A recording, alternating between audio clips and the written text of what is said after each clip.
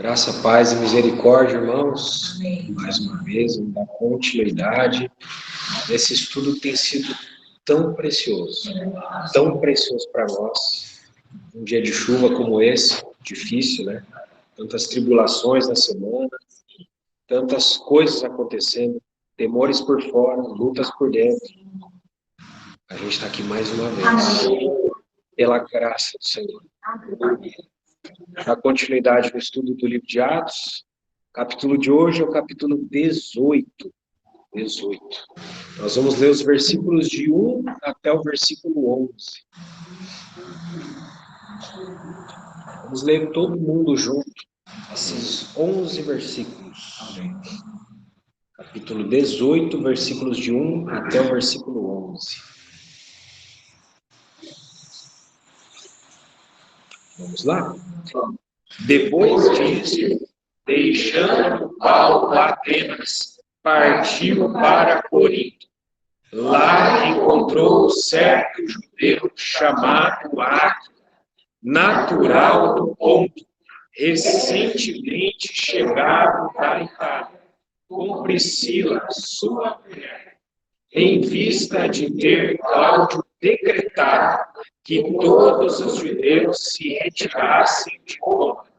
Paulo aproximou-se deles e, posto que eram do mesmo ofício, passou a morar com eles e ali trabalhava, pois a profissão deles era fazer tendas. E como dos sábados discorria na sinagoga, persuadindo tanto judeus como gregos. Quando Silas e Timóteo desceram da Macedônia, Paulo se entregou totalmente à palavra, testemunhando aos judeus que o Cristo é Jesus. Opondo-se eles e blasfemando, sacudiu Paulo as vestes e disse-lhes: sobre a vossa cabeça o vosso sangue, eu eleito, e desde agora vou para os gentios. Saindo dali, entrou na casa de um homem chamado Tício Justo, que era temente a Deus. A casa era contígua à sinagoga. Mas Crispo, o principal da sinagoga, creu no Senhor com toda a sua casa. Também muitos dos coríntios, ouvindo, criam e eram batizados. Teve Paulo durante a noite uma visão em que o Senhor lhe disse: não temas, pelo contrário, fala e não te cales, porquanto eu estou contigo, e ninguém ousará fazer-te mal, pois tenho muito povo nesta cidade. E ali permaneceu um ano e 6 meses, ensinando entre eles a palavra de Deus. Aleluia. Vamos orar.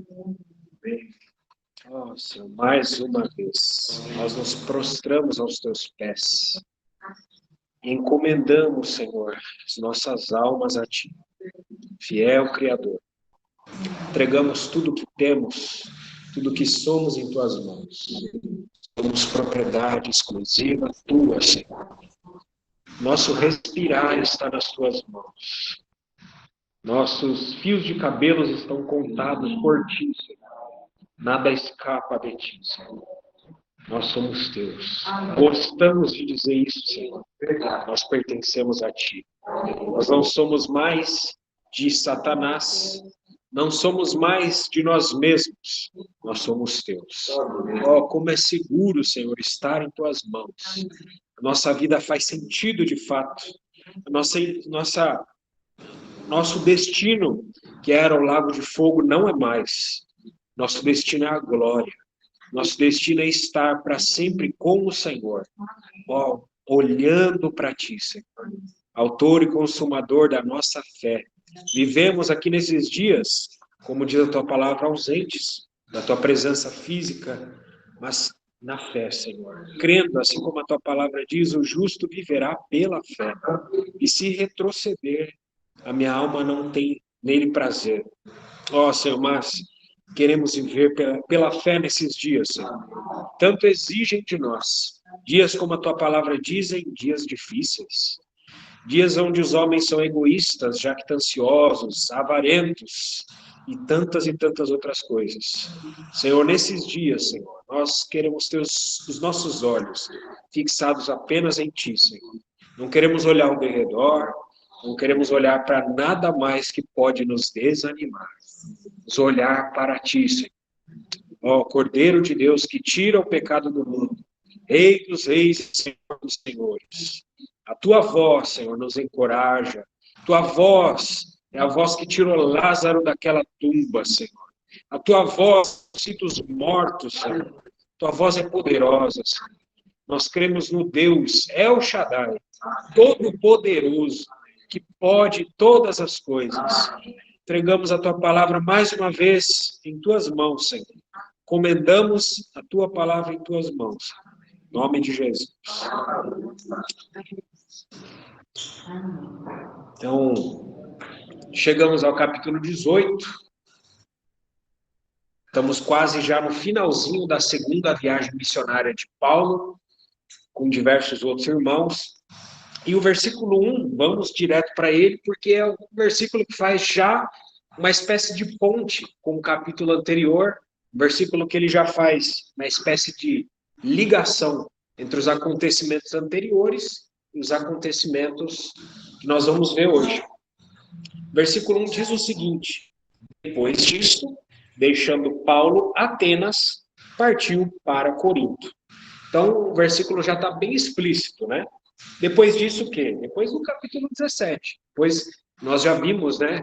Paulo estava sozinho ali, em Atenas, foi para Atenas por causa de uma perseguição, e ali em Atenas, ele discursou ali, né? Entre epicureus e estoicos, no Areópago. Obrigado. E ministrou a palavra de Deus e teve conversões ali em Atenas. Embora a palavra não vai falar explicitamente de uma igreja em Atenas, nós vemos depois os registros da história da igreja que tinha, sim, igreja em Atenas, graças a Deus. E Paulo saiu de Atenas, conforme a gente vê nesse primeiro versículo. Depois de todos aqueles acontecimentos, pregar, ter conversões ali, lutas também ali em Atenas, porque não foi fácil pregar o evangelho, embora o discurso de Paulo ali foi maravilhoso, é um padrão, é um modelo para nós. O irmão, na semana passada, já demonstrou de maneira muito explícita, muito maravilhosa, né? Qual era a maneira de pensar dos gregos e como Paulo conseguiu incutir ali o evangelho, mostrando coisas básicas para nós. Tantas coisas simples que Deus criou. Deus é criador. Para eles não, né? Tantas coisas, para cada coisa era um Deus diferente. Para nós parece tão simples, para eles não era. Mas Paulo deixou Atenas, ainda estamos na Grécia, ele foi para Corinto. Corinto era uma cidade muito interessante. E a palavra de Deus fala que teve uma igreja em Corinto, tem 2 cartas, inclusive para a igreja em Corinto. Essa viagem de Atenas para Corinto que Paulo fez era uma viagem aproximadamente de um dia. Dava aí uns 80 a 90 quilômetros. Então era um percurso razoável. Lembrando mais uma vez, sempre vale a pena salientar, né? O preço que os irmãos pagavam naquela época, não tinha automóveis, não tinha avião, era cavalo, era a pé, chuva tomando na cabeça e por aí vai, daí para pior, que a gente puder imaginar. Então, ainda no solo grego, a cidade de Corinto era, nessa época, o Império Romano dominava tudo, ela era a capital de uma província chamada Acaia. Ali, onde eles ainda, Silas e Timóteo ainda estavam ali em Bereia, aquela região ali chamada de Macedônia, Paulo ele foi para um pouco mais ainda para o ocidente, Corinto. E essa cidade de Corinto, além de ser uma capital, desse lugar chamado Acaia, uma espécie de estado aqui, né? São Paulo, ali Acaia, Corinto. Ela ficava num istmo, essa cidade. Mas afinal, o que é um istmo? Um istmo é uma pequena porção estreita de terra que liga uma ilha ao continente. Então, era um lugar muito bonito. E se você for olhar hoje as fotos, você vai ver que é um lugar bastante bonito. Então, ela ficava num istmo, que é uma pequena porção de terra que liga uma ilha ao continente. Então, inclusive, falando de istmos, né? Tinha os Jogos Istmos naquela época, Jogos Istmicos, que concorriam com os Jogos Olímpicos, que eram de Atenas. Os de Atenas eram mais famosos, mas já haviam ali os Jogos Istmicos. Em Corinto, era a sede desses jogos. Então, para que tudo isso? Para a gente entender o pano de fundo para onde que Paulo foi. Não foi um lugar fácil. Ele estava num lugar difícil, que era Atenas. Ele foi para um lugar bem difícil também. Então, nesse istmo, né, de um lado tinha o mar Egeu, se você for pesquisar pelo mar Egeu, e embaixo tem outro mar ali, que era o mar Jônico, tudo ali na região da Grécia, tá? Então, dois portos marítimos bem importantes ali, um fazia ponte de ligação com a Europa, mais para cima, com a Itália, e outro porto fazia ligação com os países do norte da África. Então, era muito importante, isso tornava a cidade de Corinto uma cidade, além de turística, uma cidade muito comercial, muito comércio, muito comércio. Isso fazia com que pessoas do mundo inteiro vivessem em Corinto naquela época. Aproximadamente 200 mil habitantes havia na cidade de Corinto, considerando aquela época. Hoje a gente olha, 200 mil não é nada, né? Olhando para as cidades dos nossos dias. Mas para aquela época, era muita gente numa mesma cidade, considerando que era um istmo, né? Era uma ligação de ilha com um continente, era muita gente para pouco lugar. Outro detalhe interessante, 2/3 da população de Corinto, escravos. Muitos escravos. Então, muitas coisas interessantes poderiam falar de Corinto. Esses jogos istmicos ali, eles ocorreram de 3 em 3 anos, diferente das Olimpíadas, né? E nesses jogos istmicos, vale a pena falar sobre isso, né? Porque a gente consegue ter uma ideia porque a gente, não sei quem, acho que todo mundo aqui já assistiu a Olimpíada, né? Era algo bastante parecido.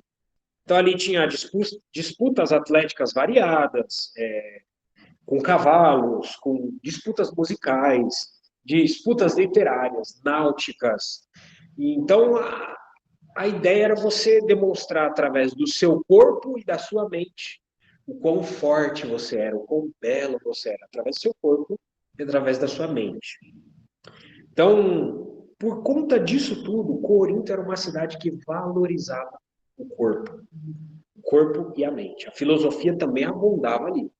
Mas, diferente de Atenas, que o foco era mais mental, filosófico, Corinto também tinha isso. Mas se agrega um elemento a mais ali, que era o corpo. Aquela adoração ao corpo. Então, a beleza corporal, ela não chegava apenas a ser valorizada. Havia também uma espécie de culto. Então, hoje, a gente, quando olha para os gregos, a gente vê que existem estátuas, né? Geralmente, nessas estátuas, os homens ali, as mulheres, estão nuas, né? Para mostrar o quanto eles valorizavam o corpo humano. Geralmente, corpos atléticos, né? Era esse o modelo ali dos coríntios. Então, na cidade de Corinto ainda, para colocar mais ainda um contexto, um pouco mais de tempero nisso, né? Havia 2 grandes templos ali naquela cidade. O primeiro era dedicado à deusa Afrodite. A deusa Afrodite, ela tinha um templo suntuoso ali em Corinto. Quem que era a deusa Afrodite? A deusa do amor erótico. Deus Eros.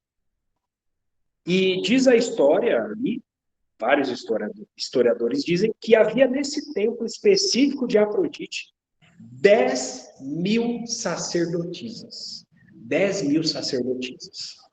Como é que era o culto? Sexo. Essa era a maneira de cultuar a deusa Afrodite, a deusa do amor erótico. Então, a maneira como elas cultuavam a deusa era tendo relações sexuais ali. Então, todos os finais de tarde, essas 10.000 sacerdotisas desciam até a cidade e vendiam os seus corpos para marinheiros, para turistas e etc. Isso todos os dias. Isso era a maneira delas cultuarem a deusa Afrodite. Então, como fica evidente, né, por essas e por outras, se vocês forem pesquisar em livros históricos, há vários relatos sobre como a cidade de Corinto era imoral ao extremo. A característica da cidade era a luxúria. Era muita luxúria em Corinto. Lascívia, prostituição.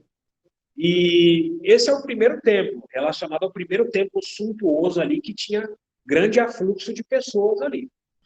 O outro templo, também suntuoso em Corinto, que era valorizado, ao lado do templo de Afrodite, era o templo do deus Apolo. O deus Apolo, ele era o deus da música, deus do canto, deus da poesia e também da beleza masculina. Tem estátuas de Apolo lá fazendo poses. Então, dizem os historiadores sobre essa adoração à beleza masculina ali em Corinto, que ela chegava a ter contornos de descontrole. A adoração à beleza masculina, assim como o sexo, né, com a deusa Afrodite, era descontrolado e pervertido. E isso levou, ao longo dos anos, a cidade de Corinto a ser o maior centro homossexual da época, por conta também dessa adoração à beleza masculina, de maneira pervertida e descontrolada.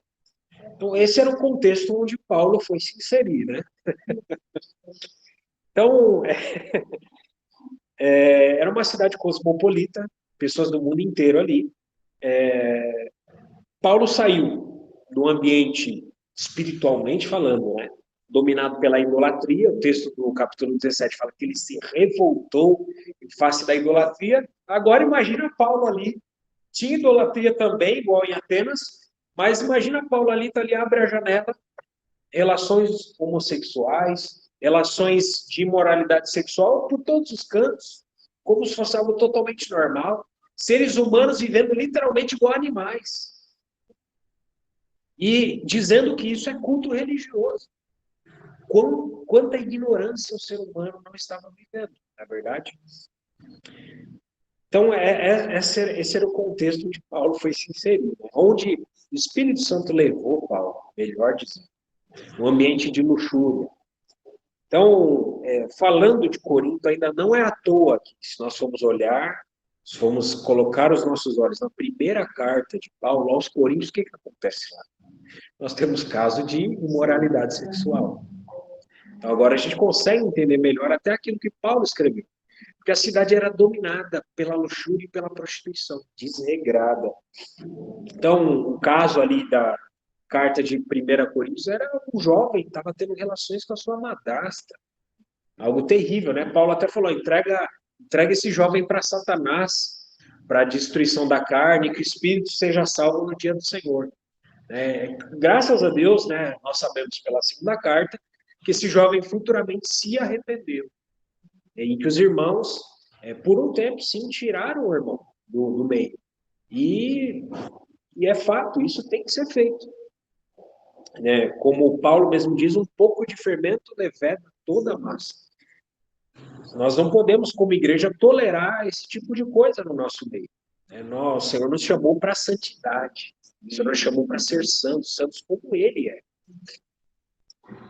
Então, segundo versículo de Atos 18. O que Paulo encontrou, afinal, lá em Corinto? Lá, encontrou certo judeu chamado Áquila, natural do Ponto, recentemente chegado da Itália com Priscila, sua mulher, em vista de ter Cláudio decretado que todos os judeus se retirassem de Roma. Paulo aproximou-se deles. Então, o versículo começa falando lá, né? Lá é algo bem aleatório, mas lá aonde? Em Corinto, né? Lá em Corinto, Paulo encontrou Áquila e Priscila. É isso que esse versículo está querendo dizer. E o Espírito Santo fez questão de detalhar algumas coisas sobre esse casal. O texto diz que Áquila era judeu, algo importante, né? Fácil de aproximar-se com Paulo, afinal da mesma nacionalidade, coisas em comum. Mas o texto também diz que Áquila, embora sendo judeu, ele nasceu em território gentil, pois diz que ele era natural da região chamada de Ponto. Né? Ponto, a gente muitas vezes, o que ponto é esse? Né? Ponto era uma região onde fica a Turquia hoje. É uma região, é o nome de um estado, vamos dizer assim, né? Lá em Minas Gerais, como se fosse. Então, era uma região próxima da Grécia, região do Ponto. E o texto diz também que Priscila era mulher de Áquila. Então, são alguns detalhes que o Espírito Santo diz para nós, né? E que os dois chegaram recentemente da Itália. Mas eles não chegaram de uma viagem turística para Corinto. Não vieram lá, foram viajar para Itália, né? Para tomar um vinho, comer uma macarronada. Eles não vieram num contexto como esse. O texto diz que eles vieram da Itália para Corinto de uma maneira assim meio definitiva, pois eles até então moravam na Itália. O texto diz que eles moravam na capital da Itália, Roma. Só que por conta de um decreto de um imperador chamado Cláudio, todos os judeus foram banidos de Roma. Eu gosto de ler os historiadores, né, seja romanos, gregos, etc. Esse imperador Cláudio, dizem as histórias que ele era coxo e que ele era gago. E também dizem histórias que ele se fingia de gago, que ele não era tão bobo assim. E ele colocou um dos netos de Herodes como genro. Ele tinha muitas relações com os judeus, esse imperador Cláudio. Ele sucedeu Caio Calígula, que era um imperador extremamente devasso, e ele foi sucedido por Nero, que era outro que não precisa falar nada, que todo mundo já sabe, né? Mas Cláudio, dizem que ele foi até que um bom imperador, dentro das circunstâncias do Império Romano. Só que todos os imperadores romanos, quando se trata dos judeus, eles falam uma coisa, todos em comum: não dá para controlar os judeus. Essa nação, ela é uma pedra no sapato. Porque eles não respeitam as nossas leis, eles têm as suas próprias leis. Então é difícil controlar os judeus. E esse decreto ali, dizem que aconteceu por volta do ano 49 depois de Cristo, esse decreto. O imperador Cláudio, ele ficou até o ano 54. 54 foi quando ele saiu, né, de ser imperador, e aí Nero assumiu depois. Dizem que além de tantas contendas que os judeus faziam aonde eles iam por causa da lei de Moisés, e esse imperador Cláudio teve que aplacar vários levantes, várias circunstâncias de diversos lugares do Império Romano por conta dos judeus. Em Alexandria teve uma confusão, em Alexandria é uma cidade do Egito, e em diversos outros pontos. Então imagina a cabeça do imperador: judeus, eu não aguento mais vocês. Em outras palavras, todos sacos cheios de judeus.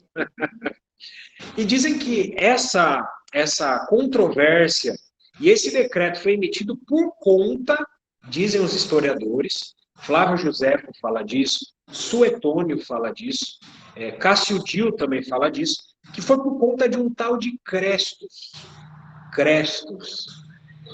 Só que os imperadores, os historiadores latinos, quando eles falam Cristo, a palavra soa Crestus.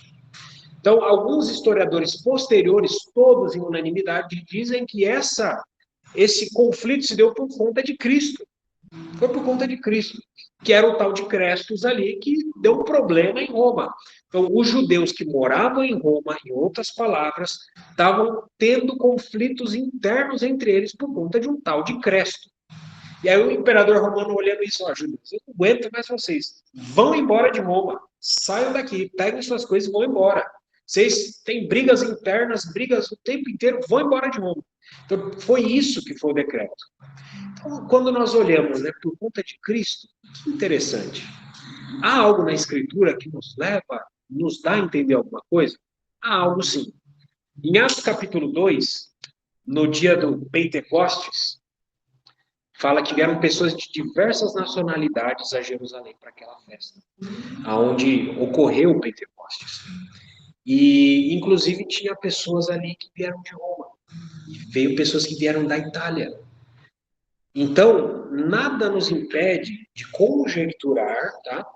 De que no dia de Pentecostes houve irmãos ali se convertendo, que eram de Roma, foram até Jerusalém, se converteram no dia de Pentecostes e voltaram para Roma. E passaram a viver a vida cristã em Roma.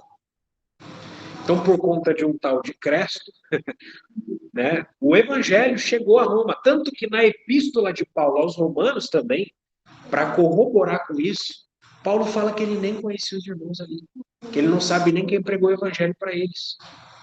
Mas já tinha igreja lá em Roma. Isso na carta aos Romanos.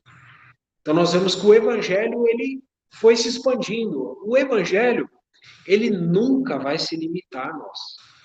Né? Então, existem ensinamentos no meio cristão que falam, olha, Deus precisa, coitadinho de Deus, Deus sem você não é nada. Né? E vai colocando Deus limitando a você. Né? Ah, sem você Deus não faz nada. Deus é um coitadinho, ele precisa de você. Irmãos, Deus ele faz o que quer, a hora que quiser, do jeito que quer. Ele é Deus, senão ele não seria Deus. Ele é soberano sobre tudo e sobre todos. E na sua expansão do evangelho, graças a Deus nós temos um relato aqui conservado para nós, que nos é suficiente. Mas, com certeza, há outras coisas que aconteceram no paralelo daqui, né? Que não foram inspiradas. Não foram, porque assim o Senhor não quis. Mas o evangelho se expandiu para todos os cantos. Né? Nós temos relatos na Índia, temos relatos no centro da África, do evangelho se expandir. Nós vamos pegar em diversas épocas. Os discípulos do Senhor, os 12, foram para todo mundo pregando o evangelho. Então não é de se estranhar que o evangelho tenha chegado a Roma. Porque o Senhor não ia se limitar a Paulo, a Pedro e apenas aqueles irmãos. Todos nós fomos batizados em um Espírito. Então, o Pentecostes, ele batizou, não foi apenas aqueles homens de nomes notáveis e que foram registrados, mas havia ali 120. Né? Claro, nós temos poucos que foram registrados, mas muito mais foram espalhando a semente santa por onde eles iam, graças ao Senhor. Então o evangelho chegou a Roma. Podemos conjecturar que sim, né? Então o imperador Cláudio não aguentava mais judeus, expulsou os judeus de lá. Foi assim que Áquila e Priscila vieram a chegar em Corinto. Foi dessa maneira que Paulo veio encontrar eles em Corinto. Então, o versículo ele finaliza, no versículo 2, mostrando que houve uma aproximação de Paulo para com esse casal. Versículo 3. E posto que eram do mesmo ofício, passou a morar com eles e ali trabalhar, pois a profissão deles era fazer tendas. Então, esse versículo é muito interessante, porque pela primeira vez em todo o livro de Atos, e também em toda a Escritura, ele vai mostrar qual que é o ofício de Paulo. Até então nós não sabemos, né?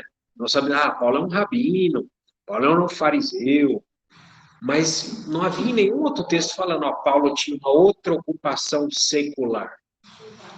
Isso é muito interessante, isso vale a pena que nós consideremos um ofício secular. Há muitos irmãos que se condenam e que já se condenaram por não poder servir ao Senhor de tempo integral. Então, até Paulo tinha um ofício.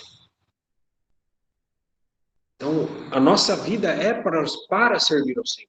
Sim. Se nós pudermos servir de tempo integral, melhor. Mas se nós não pudermos, nós também servimos ao Senhor através do nosso ofício. Ainda na carta de Coríntios diz o seguinte, capítulo 10, último versículo, se não me engano. Quer comais, quer bebais, quer façais qualquer outra coisa, fazeis tudo para a glória de Deus. Irmãos, nós cremos que Deus pode ser glorificado através de coisas simples do nosso dia a dia. Lutero que dizia, né? O irmão veio até ele e falou, irmão, eu gostaria de servir ao Senhor, mas eu sou sapateiro. Essa história. E Lutero vai e responde para ele: faça os melhores sapatos, e assim você estará servindo ao Senhor. Então, irmãos, com aquilo que nós fazemos, nós estamos servindo ao Senhor. Com as nossas atribuições, dando o nosso melhor, nós estamos servindo a Deus. É claro, se nós pudéssemos ter momentos de reunião o tempo inteiro, seria maravilhoso. Mas o Senhor impôs sobre nós tais cargas para nos provar, para nos testar, para que a cruz faça o seu trabalho nas nossas vidas. E nós só vamos conseguir amadurecer de fato se nós beijarmos as mãos que nos ferem. Abraçarmos de fato. Então, tudo que acontece na nossa vida, nada é em vão. Né? O patrão, muitas vezes, que é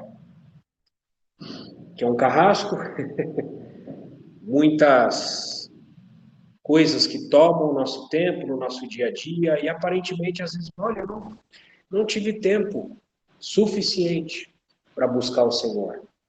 Você dando o melhor naquilo que você faz, você está servindo ao Senhor. Então, essa é apenas uma consideração, né? Mas versículo 3 fala que Paulo tinha um ofício. E também revela qualquer ofício de Áquila e Priscila, fazer tendas. Então, o conceito de um fabricante de tendas é interessante. Que quando a gente olha na nossa época, um fabricante de tendas parece algo meio irrelevante, olhando para os nossos dias. Mas naquela época, o conceito era diferente. Era um pouco mais do que simplesmente fabricar tendas, era mais do que isso. O fabricante de tendas, naquela época, ele era um operário do couro e da lã. Ele não apenas fazia tendas. Ali na região do Oriente Médio, principalmente, é uma região muito quente. Então, praticamente todas as casas tinham toldos na frente das suas casas. Esses toldos eram fabricados pelos fabricantes de tendas. As sacadas das casas também tinham uma espécie de toldos, também eram fabricados pelos fabricantes de tendas. Então, a infraestrutura, se a gente for considerar daquelas cidades, naquelas épocas, era precário, sem saneamento básico, falta de alimentos, muitas vezes obrigava famílias a saírem de um lugar e migrar para outros lugares por falta de alimentos, violência, falta de trabalho, tantas outras coisas que a gente podia falar. Muita gente vivia naquela época como nômade. Então vivia, olha, está tendo abundância de alimento, de trabalho em tal região. O pessoal ia morar ali. Como é que morava? A princípio, tendas. Muitas vezes essas tendas eram de couro de animais, de linho, dentre tantas outras coisas que poderiam ser utilizadas naquela época. E especialmente para os judeus, né, as tendas tinham um valor muito grande. Então, vamos dizer até que era um negócio lucrativo e bom você ser um fabricante de tendas naquela época. Os judeus, eles tinham, inclusive, uma festa chamada a Festa dos Tabernáculos, ou Festa das Cabanas, ou Festa das Tendas, onde os judeus se acampavam para tentar reproduzir aquilo que aconteceu no Êxodo. Então, todo mundo ali tinha uma tenda. E muitos dos judeus moravam fora de Israel e vinham para as festas em Israel. E às vezes não tem hospedagem, vou ficar onde? Vou ficar numa tenda. Então, tinha muita serventia você ter uma tenda naquela época. Então, versículo 3, ele também fala que Paulo passou a morar com Áquila e Priscila e que Paulo trabalhava junto com eles. Irmãos, isso é interessante. Paulo trabalhava com eles. Muitas vezes, esse conceito foi arraigado na mente cristã. Que você ter um trabalho, você é menos santo. Você ter uma ocupação, você é alguém mais carnal, né? Eu já cheguei até a ouvir que pessoas que têm ofício, ocupação, eu já cheguei a ouvir, tá? Que são pecadores que vão sustentar aqueles que não têm ofício, que vivem só para servir a Deus. Então, existem muitos pensamentos incrustados e arraigados no meio cristão sobre isso. Então, alguns até podem se surpreender, porque Paulo tinha uma profissão. Mas o fato é até um fator agravante a mais, que dentro da prática judaica, dentro do judaísmo antigo, todo rabino, você não virava um rabino se você não tivesse uma profissão também. Você também tinha que ter um ofício. Você tinha que aprender a lei, tudo bem, mas você também tinha que aprender um ofício. Isso era muito sadio da parte dos judeus. Então, um rabino ele não devia ganhar vida apenas por pregar e ensinar a palavra de Deus, mas ele deveria ganhar vida com seu próprio trabalho e esforço. E os judeus glorificavam o trabalho. Diziam os judeus, frase dos judeus, amem o trabalho. Amem o trabalho. Aquele que não ensina um ofício a seu filho, o ensina a roubar. Vou repetir essa frase. Amem o trabalho. Aquele que não ensina um ofício a seu filho, o ensina a roubar. Essa era uma frase judaica. Então, para os judeus, o estudo da lei de Moisés seguia paralelo, lado a lado, com um ofício. Tinha que ensinar um ofício também. Porque a prática de ambos faz o homem esquecer da iniquidade. Você está ocupado numa ocupação, como diz as frases populares, né? Mente vazia, oficina do diabo. Se você está trabalhando, você não vai ter tempo de ficar mancomunando iniquidades, né? Então, os judeus também diziam, a pura lei, ou seja, somente a lei, vamos ensinar só a lei, sem trabalho, isso ia fracassar. Os judeus diziam, a pura lei sem trabalho finalmente fracassa e causa iniquidade. Então, os rabinos judeus nunca se tornavam eruditos que iam se isolar, né, como muitas vezes até os gregos, né, a gente falou dos epicureus na semana retrasada, que o ideal era ter uma casinha na montanha, ficar lendo o livro ali, isolado da sociedade. Esse não era o ideal judeu. Isso era muito saudável. Eles não pensavam em se isolar da sociedade.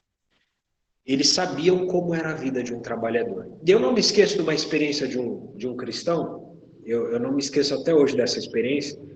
Era um irmão que veio de uma família abastada, né? Eu era um jovem quando escutei essa experiência, bem mais jovem, e ele falou o seguinte, que ele, por ser de uma família abastada, ele abria o local de reuniões, né, onde os irmãos se congregavam, chegava cedo, era o primeiro a chegar, o último a sair, solteiro ainda, né, e por vários anos ele começava a olhar os irmãos chegando tarde, ele não se conformava, os irmãos chegam tarde na reunião, e depois ele casou e continuava chegando no horário e não se conformava, e ele começou a discutir com alguns irmãos, irmãos, chega tarde, tenta chegar mais cedo, tal. E aí a família dele, em dado momento, precisou da ajuda dele para os negócios. E aí o que aconteceu? Ele passou a chegar um pouco mais tarde. E aí ele passou a ter empatia pelos irmãos que chegavam mais tarde, que trabalhavam bastante. Fato agravante aconteceu na vida desse irmão. Ele teve filhos depois. E aí ele passou a chegar mais tarde ainda. E aí ele começou... E ele começou a ser o irmão, começou a ser cobrado pelos outros irmãos para chegar mais cedo. Então esse irmão, ele falou essa experiência, né? Então, é muito saudável que os judeus ensinavam, além da lei, um ofício. Porque nós entendemos, né, a vida de um trabalhador. Sabemos, muitas vezes, a dificuldade que cada um de nós tem para buscar o Senhor mesmo. Nós não vamos conseguir, muitas vezes, corresponder. Nós temos um desejo, é como nós cantamos essa noite, né? Um desejo eu tenho, de ser transformado. Temos desejo de obedecer ao Senhor, mas o Senhor, Ele conhece cada circunstância da nossa vida. Na verdade, foi Ele que colocou cada uma delas, para que nós, nelas, fôssemos transformados. Então, a nossa mente precisa ser renovada, para que nós olhemos cada circunstância da nossa vida, como diz o texto de Provérbios, né? Reconhece-o em teus caminhos, e ele endireitará as tuas veredas. Então, o motivo de Paulo, né, voltando ao versículo 3, ter de trabalhar em alguns dos lugares onde ele ministrava o evangelho, era para o sustento próprio dele e também para não se tornar um peso para os irmãos. O exemplo de Paulo é uma grande lição para muitos supostos obreiros modernos, né? Que não querem trabalhar e querem viver de renda, né? Da minha e da sua renda. Eles querem viver de renda, da nossa. Eles não querem trabalhar. Então, Paulo, em nenhum momento nós vemos ele exigindo dos irmãos, me sustentem. Nós não vemos isso de Paulo. Embora ele fala, quem prega o evangelho, viva do evangelho, mas ele fala, eu não quis ser um peso em nenhum momento dos irmãos. Ele não exigiu uma obrigatoriedade para os irmãos referente ao sustento dele. Mas muitos chamados obreiros cristãos modernos, né, constrangem até as pessoas a dar dinheiro para eles. Constrangem, usam métodos e mais métodos para constranger as pessoas e encher o bolso deles de dinheiro. Usam e abusam da ignorância, da ingenuidade, da boa vontade das pessoas. Isso a gente vê por todos os cantos. Então, vamos para o versículo 4. Nós já vemos que Paulo tinha um ofício, passou a morar junto com Áquila e Priscila em Corinto. E aí o versículo 4 é o que vai falar a respeito da pregação do evangelho. E todos os sábados discorria na sinagoga, persuadindo tanto judeus como gregos. Esse texto do versículo 4 mostra algo que nós já estamos acostumados a ver no livro de Atos por diversas vezes, né? Paulo pregando nas sinagogas todos os sábados, discorrendo a palavra de Deus para persuadir tanto os judeus como aos gregos que frequentavam a sinagoga. Então, isso é algo comum, né? O versículo ele vai trazer essa informação. Paulo pregou aos sábados nas sinagogas. Mesmo público de sempre, que estamos acostumados, né? Judeus e aqueles gentios ali. Vale repetir mais uma vez. Aqueles prosélitos, que eram gentios que se circuncidaram, os tementes a Deus. Gentios que não se circuncidaram, mas tinham um apego ao judaísmo e à lei de Deus. Então, versículo 5. Quando Silas e Timóteo desceram da Macedônia, Paulo se entregou totalmente à palavra, testemunhando aos judeus que o Cristo é Jesus. O versículo 5 ele vai revelar que Silas e Timóteo, que Paulo havia requisitado para que estivesse com ele ainda lá, em Atenas, lá atrás, só conseguiram sair de Bereia agora. Só conseguiram chegar agora. Passou um capítulo inteiro, Paulo ficou sozinho em Atenas. Paulo teve que aguentar tudo aquilo ali sozinho. Toda aquela discussão. Ele viveu toda aquela experiência dele sozinho, Paulo, em Atenas. E os irmãos que foram instados, venham ter comigo. Só conseguiram chegar agora. E graças a Deus, os irmãos chegaram, né? Enfim, os irmãos chegaram e devido ao fato dos irmãos terem chegado, Paulo conseguiu distribuir as responsabilidades, podemos conjecturar, né? E por conta disso, Paulo conseguiu se entregar totalmente à palavra. Dizem alguns irmãos, né, que Silas e Timóteo trouxeram ofertas das regiões de Tessalônica, das igrejas da região da Tessalônica, ali, da Macedônia. E por conta disso, Paulo deixou um tempo de ficar fazendo tenda e conseguiu se dedicar inteiramente à pregação do evangelho. Tá? Então, o versículo 5 ele vai falar que Paulo ele deu um enfoque no testemunho para os judeus de que o Cristo do Antigo Testamento é Jesus. Aquilo que nós já vimos diversas vezes no livro de Atos. Os judeus, até hoje, estão esperando o Cristo. Né? Até hoje estão esperando o Cristo, mas o Cristo já veio. E Paulo ele estava anunciando aqui. Era recente naquela época. E hoje o que nós fazemos, seja para judeus ou não judeus, é anunciar que o Cristo das Escrituras é Jesus. Só há um Cristo. Só há um Cristo. Existem religiões modernas que dizem que existem vários Cristos. Que dizem que Buda é um Cristo, que Maomé é outro, que Hare Krishna é outro. Não, só há um Cristo. João 14 diz o seguinte: eu sou o caminho. Jesus não é um caminho, ele é o caminho, único, exclusivo caminho de Deus, para Deus. Então, Jesus é o Cristo. E Paulo pregou isso mais uma vez dentro da sinagoga. Qual foi o resultado da pregação de Paulo? Versículo 6 vai falar para nós. Opondo-se eles e blasfemando, sacudiu Paulo as vestes e disse-lhes: sobre a vossa cabeça o vosso sangue. Eu dele estou limpo e desde agora vou para os gentios.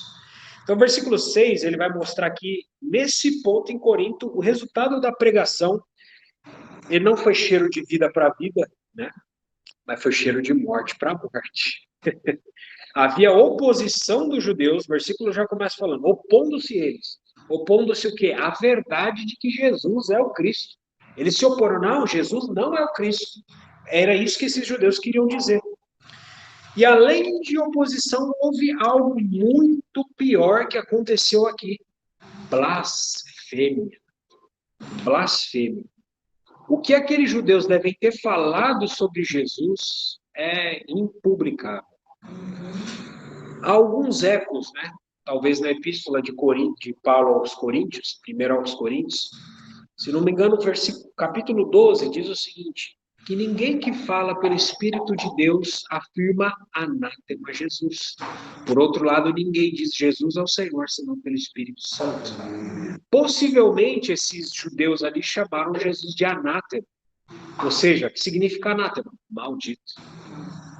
Para se livrar de Paulo. Então, blasfemaram sobre Jesus. Então, após essa reação dos judeus, Paulo, o que ele fez? Ele sacudiu as suas vestes como em sinal de deixar para trás o peso dessa rejeição da mensagem e continuar a obra de Deus, transferindo a responsabilidade. Esse sinal de sacuda as minhas vestes é uma transferência de responsabilidade. Paulo mesmo que disse, ai de mim se não pregar o evangelho, pois sobre mim pesa essa obrigação. Ele pregou o evangelho, Paulo fez a sua parte. E, na verdade, o evangelho é um peso que, de fato, recai sobre cada um de nós. Um peso que recai sobre todos aqueles que conhecem e receberam o evangelho.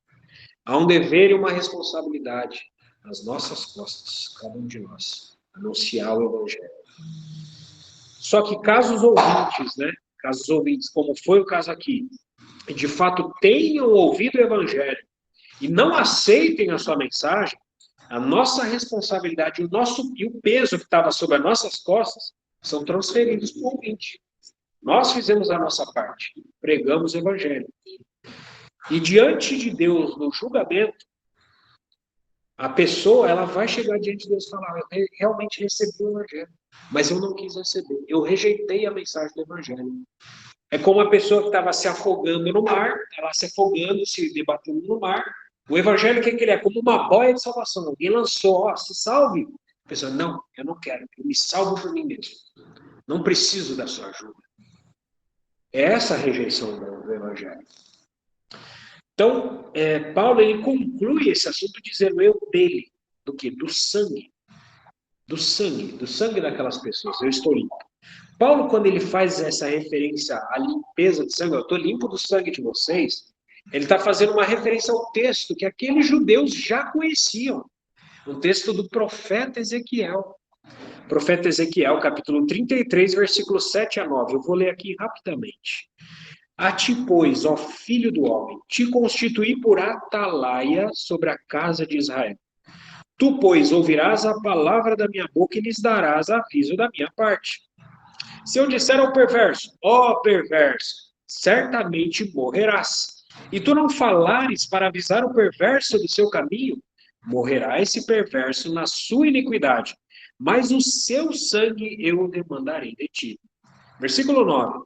Mas se falares ao perverso para o avisar do seu caminho, para que dele se converta, e ele não se converter do seu caminho, como foi o caso aqui de Paulo, morrerá ele na sua iniquidade, mas tu livraste a tua alma. Sacudiu as vestes. Um outro relato também, quando nosso Senhor Jesus estava prestes a ser crucificado, o que disseram aqueles judeus ali? Isso está em Mateus 27, versículos 23 a 25. Eu vou ler rapidamente também. Que mal fez ele? Perguntou Pilatos. Porém, cada vez clamavam mais, seja crucificado. Vendo Pilatos que nada conseguia, antes, pelo contrário, aumentava o tumulto, mandando vir água, lavou as mãos perante o povo, dizendo, estou inocente do sangue desse justo. Fique o caso convosco. Estou transferindo a responsabilidade. Versículo 25. Qual foi a resposta do povo? E todo o povo respondeu: caia sobre nós o seu sangue, sobre nossos filhos. E de fato isso tem acontecido. Basta olhar para a história de Israel. Basta olhar para a história de Israel. E até a volta do Senhor continuará sendo assim. O sangue continuará caindo sobre a cabeça deles. Então o versículo de Atos, né? Voltando a Atos, termina com Paulo falando a esses judeus. E desde agora vou para os gentios. Quando os judeus rejeitavam algo, logo em seguida, os gentios eram procurados. A prática comum que estamos acostumados no livro de Atos. Versículo 7. Saindo dali, entrou na casa de um homem chamado Tício Justo, que era temente a Deus. A casa era contígua à sinagoga. Saindo dali, ou seja, saindo da sinagoga. Paulo saiu da sinagoga, né? E ele foi para a residência de um homem chamado Tício Justo, né? Era o nome dele, Tício Justo. Será que ele era justo? Pelo nome dele, a gente já sabe que ele era um gentio, não era um nome judeu. E a continuação do versículo prova isso ao dizer que ele era temente a Deus. Ele entrava naquele terceiro grupo que frequentava a sinagoga. E ele gostava tanto da sinagoga, esse gentio, que fala que a casa dele era contígua à sinagoga, né? Ou seja, era vizinha da sinagoga. Era parede com parede. Gostava tanto da vida da sinagoga, eu vou colocar minha casa aqui do ladinho. Então Paulo foi para a casa desse irmão, né? E o versículo ainda fala, né, que exatamente que ele era um gentio. Versículo 8. Mas Crispo, o principal da sinagoga, creu no Senhor com toda a sua casa. Também muitos dos coríntios, ouvindo, criam e eram batizados. Aleluia. Versículo 8 é uma espécie de parênteses. A gente estava vendo que teve aquele resultado negativo, né, de Paulo pregando na sinagoga, recebendo oposição e blasfêmia dos judeus. Esse versículo 8 é uma espécie de parênteses no relato, pois até então o assunto era os atos de Paulo no Espírito Santo. E o verso 8 ele vai falar de algo muito importante, que havia um homem chamado Crispo, e ele era o principal da sinagoga. Então, ou seja, embora houve oposição e blasfêmia de muitos judeus, o principal da sinagoga creu. O principal, a pessoa mais importante da sinagoga, creu, graças a Deus. E ele não creu sozinho, o versículo fala, com toda a sua casa. Aleluia. Ele era um homem de grande influência, né? A gente consegue presumir por isso. Para você ser o principal de uma sinagoga não era algo fácil. E o versículo 8 ainda diz que muitos, o texto não especifica a quantidade, mas dá certa ideia de que era bastante gente, dos coríntios. Os gentios que frequentavam a sinagoga, ao ouvir Paulo, criam no Senhor e eram batizados. Louvado seja o Senhor. Nós vemos aqui um padrão, né? Crer, ser batizado. Crer, ser batizado. Não precisa fazer curso para ser batizado, né? Não precisa de muita coisa para ser batizado. Claro, que a gente precisa saber que a gente é um pecador. Né? Somos pecadores e precisamos de salvação. Isso é suficiente. E que o batismo ele nos liberta do império das trevas. Nós estamos sendo transferidos de reino. Estamos morrendo e ressuscitando com Cristo. Versículo 9 e 10, vamos ler esses dois juntos. Eles fazem parte do mesmo conjunto. Teve Paulo durante a noite uma visão em que o Senhor lhe disse: não temas, pelo contrário, fala e não te cales.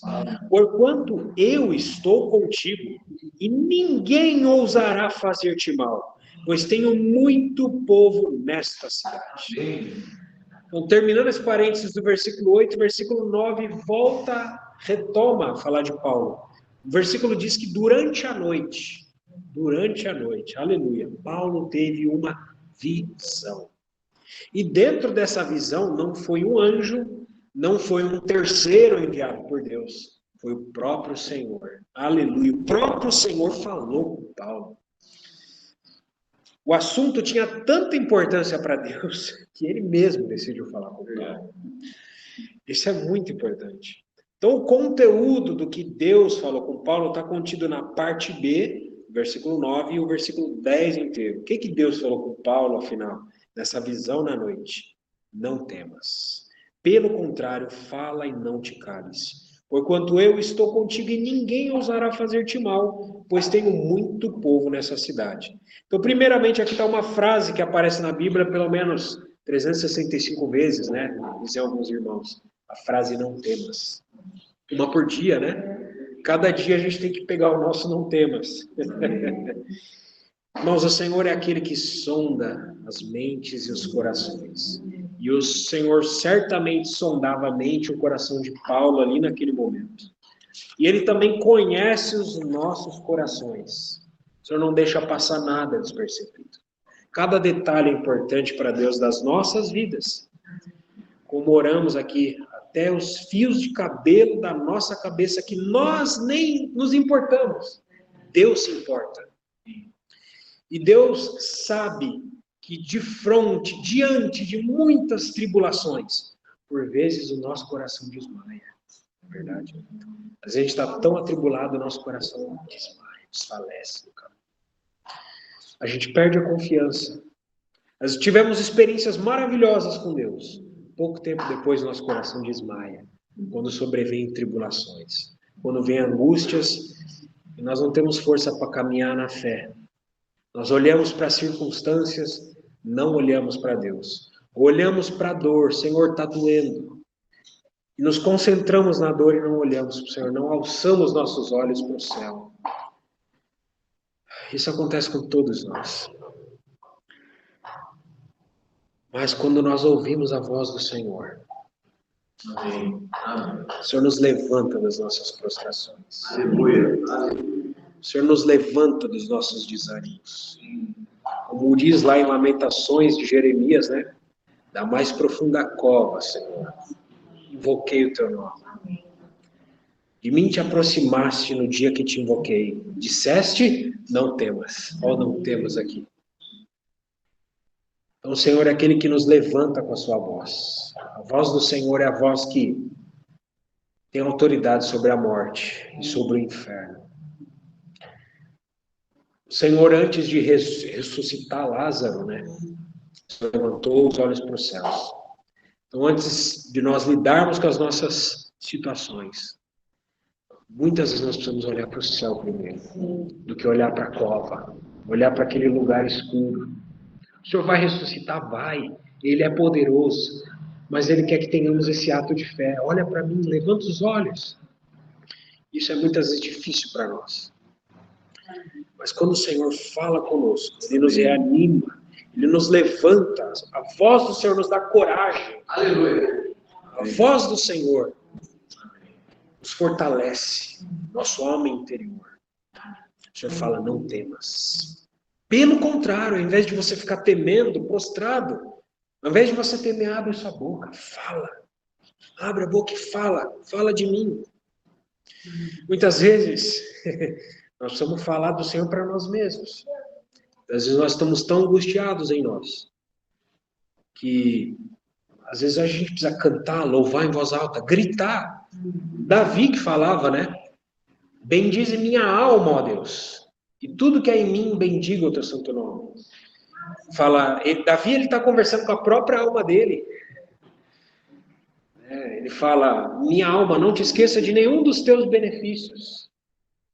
Muitas vezes nós precisamos clamar para a nossa própria alma, ó, não te esqueça do Senhor.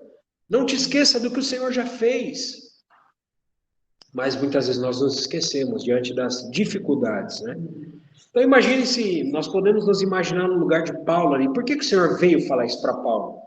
Paulo já estava ali alguns sábados, discorrendo nas sinagogas, teve que trabalhar, com exceção das conversões, né, do versículo 8, havia esse povo barulhento aí que se opunha a Paulo, blasfemava, porque alguém que blasfema e que faz oposição não faz isso de maneira silenciosa, né?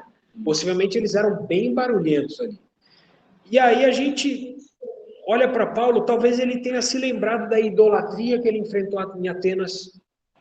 Talvez ele também tenha se lembrado daqueles judeus invejosos que o perseguiam por toda parte. perseguiram ele em Tessalônica, foram até Bereia buscar ele. Talvez Paulo tenha se lembrado do alto preço que ele pagou ao ser açoitado e preso em Filipos. Foi preso e açoitado ali. Talvez ele tenha até se lembrado da sua separação com Barnabé. E talvez ele tenha pensado, Senhor, eu fracassei. E essa é a nossa experiência muitas vezes. A gente esquece dos benefícios, das conversões, de tantas coisas positivas que estão nos acontecendo, e a gente olha para o lado sombrio, né? Como diz por aí, o lado negro da força. A gente olha para a parte negativa e a gente se prostra no chão e fica derrubado. Muitas vezes essa é a nossa história. Quando a gente enfrenta as dificuldades, momentos de dor, nosso foco, a nossa energia se concentra em algo pequeno, em momentos.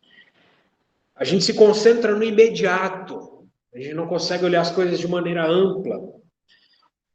Não consideramos todas as demais coisas, né? E, irmãos, essa é uma experiência de todos aqueles que um dia já pagaram de fato um preço pelo Senhor.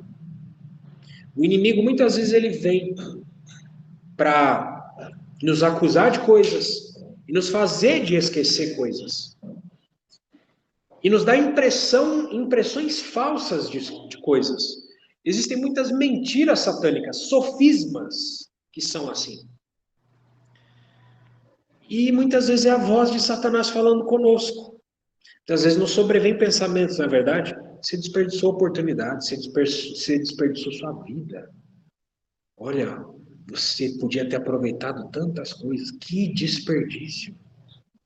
Você não aproveitou a pena. Valeu a pena tudo isso. Valeu a pena tanto esforço. Valeu a pena tudo isso para você não ser reconhecido por ninguém, ninguém olhar para você, ninguém se importar. Muitas vezes esse é o nosso pensamento. Ninguém vê você, ninguém valoriza você. Que desperdício, né? Essas foram as palavras de Judas Iscariotes, né? Que desperdício. Mas aleluia, a palavra de Deus ela vem, ela fala conosco. Quando a palavra de Deus ela vem, ela destrói sofismas. A verdade, nada prevalece contra a verdade. Como diz um cântico, Ele é o Senhor, sua verdade vai sempre reinar. Terra e céu glorifiquem seu santo nome. Ele exaltado. Então, irmãos, nós não somos os que retrocedem para a perdição. Somos os da fé. Aleluia. Da fé. Nós vemos o invisível para a conservação da alma. Então, nós temos o capítulo 11 de Hebreus, quando fala da fé, para nos animar. Que fala de Abraão, que uma vez chamado, ele obedeceu, partiu sem saber para onde ele ia. Temos Moisés, que recusou ser chamado filho da filha de Faraó, preferindo, ele escolheu ser maltratado junto ao povo de Deus, a usufruir prazeres transitórios do pecado. Porque considerou o próprio de Cristo. Ô, irmãos, quando nós consideramos o opróbrio de Cristo, qualquer dor que a gente passa não é nada. Ele considerou o opróbrio de Cristo por maiores riquezas do que os tesouros do Egito, porque contemplava o galardão. E há tantos exemplos ali em Hebreus capítulo 11. Então, o nosso Deus, que conhecia o que se passava no coração de Paulo, disse a ele, Paulo, não temas. Pelo contrário, fala e não te cales. E o texto seguinte mostra o fundamento da segurança que Paulo deveria ter. O que era que deveria deixar Paulo seguro? Porquanto eu estou contigo. Paulo, não temas. Ok, Deus, eu não vou temer. Mas por que eu não devo temer? Porquanto eu estou contigo. O próprio Deus disse que estaria com Paulo. Irmãos, isso é para deixar seguro alguém? Não. O próprio Deus fala, eu serei o teu segurança. Vá em paz. Paulo estava recebendo da parte de Deus uma garantia da segurança e da proteção do próprio Senhor, naquele lugar de Corinto. Paulo podia ficar seguro, tranquilo, porque o El Shaddai, aquele que é o Todo-Poderoso, o estaria guardando. E o texto seguinte vai além com o próprio Deus, dando mais detalhes de como seria a segurança dele, a escolta dele com Paulo. Ninguém ousará fazer-te mal. Paulo, fica tranquilo. Tem tanta gente, 200 mil habitantes nessa cidade, turistas, escravos, mas ninguém vai te fazer mal. Ninguém vai fazer mal para você, Paulo. Em outras palavras, era como se Deus estivesse dizendo para Paulo: Paulo, não tema nenhuma pessoa vai ter ousadia de te tocar, de fazer mal contra ti. E o texto do versículo 10 finaliza com a frase: pois tenho muito povo nessa cidade. Então Deus revelou a Paulo que apesar da luxúria predominante em Corinto, apesar das aparências, além daquilo que os olhos podem ver, além das intempéries, Deus tinha muito povo naquela cidade, o que deveria causar em Paulo ainda mais segurança. Não seria como em Atenas, ele sozinho, ele veio de uma temporada de solidão. Mas Deus estava falando, eu tenho muito povo nessa cidade. Você não vai ficar sozinho, Paulo. Solitário contra todo mundo. Deus tinha muito povo em Corinto. E o versículo 11. E ali permaneceu 1 ano e 6 meses, ensinando entre eles a palavra de Deus. Versículo 11, ele vai revelar o resultado da segurança que Deus lhe deu. Paulo ficou tão seguro com essas palavras de Deus, que o resultado disso foi que ele permaneceu ali em Corinto 1 ano e 6 meses. Era tanta tribulação para tudo quanto lugar que ele foi, que ele recebeu uma resposta da parte de Deus: olha, em Corinto você está seguro, eu estou te guardando. Ah, sim, então eu vou ficar 1 ano e 6 meses aqui. É uma brincadeira. Mas Paulo, ele, com certeza, ele folgou ali. Paulo, ele teve um momento de paz. 1 ano e 6 meses. Durante uma viagem missionária, isso é muito tempo. 1 ano e 6 meses em Corinto. Paulo se estabeleceu ali em Corinto, se fixou ali por um período determinado, 1 ano e 6 meses. E durante todo esse tempo, né, além de fazer tendas, talvez ele possa ter voltado a fazer um momento ou outro, nós não sabemos, mas o texto diz que Paulo ensinava entre eles a palavra de Deus. Então, irmãos, isso ensina que os crentes coríntios tiveram a presença de Paulo entre eles durante todo esse período ensinando a palavra de Deus. Tanto que na epístola de Paulo aos Coríntios fala, nada vos falta. Só que é triste que Paulo fala, eu não pude vos dizer como a espirituais, mas sim como a carnais. Havia disputa, além da imoralidade sexual, havia disputa sobre vários assuntos na carta de Paulo aos Coríntios. Então, havia abundância de palavra, havia abundância de dons, mas faltava cruz, o trabalho da cruz na vida dos coríntios. Faltava exatamente isso que nós falamos aqui, de beijar as mãos que os feriam, de aceitar de maneira submissa ao trabalho da cruz do Senhor através das circunstâncias que Ele coloca na nossa vida. Isso não significa ser besta, claro. Nós não vamos aceitar injustiças. Nós não vamos aceitar as coisas de maneira passiva, como pessoas ingênuas de maneira alguma. Mas nós vamos considerar tudo diante de Deus. Senhor, o que o Senhor quer me ensinar? Senhor, há alguma obra diante disso? Senhor, qual é o livramento que está por trás dessa circunstância? E vamos glorificar a Deus por detrás de toda e qualquer circunstância. Aleluia. Então nós podemos dizer que não faltou ensino da palavra de Deus durante todo esse tempo com os crentes coríntios. Louvado seja o Senhor. Vou orar mais uma vez. Nós te louvamos pela tua santa e bendita palavra.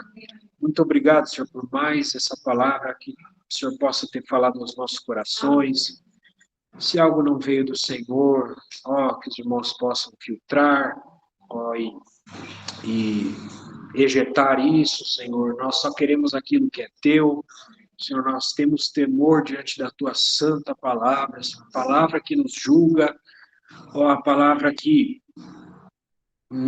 será cumprida até o final de todas as coisas, nem o iotil será, tudo será cumprido, Senhor. Nós nos sujeitamos à tua palavra, nos sujeitamos à pessoa de Jesus, Senhor, e queremos, como cantamos aqui, ter um coração disposto a te obedecer, Senhor. Um coração disposto a aceitar a cruz, um coração disposto a que o Senhor trabalhe, Senhor, trabalhe em nós, nos leve a nos parecer com Jesus Cristo, queremos contemplar como um espelho a glória do Senhor e ser transformados de glória em glória na própria imagem do Senhor. Queremos parecer-nos cada vez mais contigo, Senhor. Livra de nós toda ira, Senhor, toda concupiscência, todo desejo maligno, Senhor, tudo aquilo que não te agrada, Senhor. Queremos ser aqueles que são da luz, aqueles que são parecidos com Jesus. Queremos ser chamados de fato de cristãos, com mérito, ser chamados de cristãos, porque queremos nos parecer contigo, Senhor. Em nome de Jesus.